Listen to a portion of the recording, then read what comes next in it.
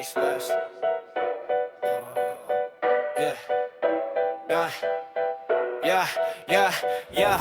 Sa wakas nakahanap din ng pagkakataon na makabangon simula sa mapagkakabaon. Para mainit na sabaw sa malamig na panahon. Kaya sabik na pumutok na para pambulkang mayon. Kasi noon, madalang lang kami na makasali sa mga pating palak na dinadayo ng marami. Sa dami ng hinangaan ay para akong babaeng na humaling sa galing nitong nag-iisang lalaki. Kung kaya mula sa radyo ay naririnig ko na mga kantang sinulat mo. Di ba kinakabisa, kinakanta sa karaoke pag naiimbita sa mga kaarawan, palaging nakalista. Mula sa lando, kabisado ko hanggang sirena. At tiklaham hindi mo na dinig at Magdalena. Upuan at industriya, martilyo sa kateka. Yung kolabo nyo ni Flogi dun sa kantang Adarna. Ipapamalas ko ngayon kung gaano kabangis. Parang pasada ng motor na merong bago na langis. Nagmalabis mode ako kahit na medyo kainis. Kasi balita ko maraming magaling na nag-release. Pero ang kantang ito ay ginawang kakapmi. Pahit na ba ang dibdib ko ay hinahabol ng kaba. Hinihingal talaga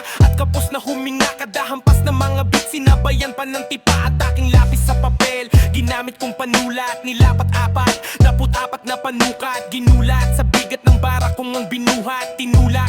Kahit natamad akong sumulat, mga letra ko sinukat ko't sinulat sa papel. Sa bawat titik neto kalaki pa'y bala ng baril na parang bakong si Cain. At ang tunog ay si Abel, kaya patay sila saglit na gamit ni Aristotle. Kaya papakita ko na hindi rin basta-basta na malapera sa sugal. Sa laki ng pinusta, puro barya na mabigat. Sa kalahat ubos na walang papel sa mga to. Kaya butas ang bulsa, lahat sila ng husga. Kasi noong kapos pa, habang ako nakamasid. Tapos sila tapos na, puro ng alipusta. Para akong tinusta, noong nakabaon sa lupa walang nangamusta. Kaya naman kamusta, nais ko lang ipabatid sa dami ng nanghahatak. Wala pa ring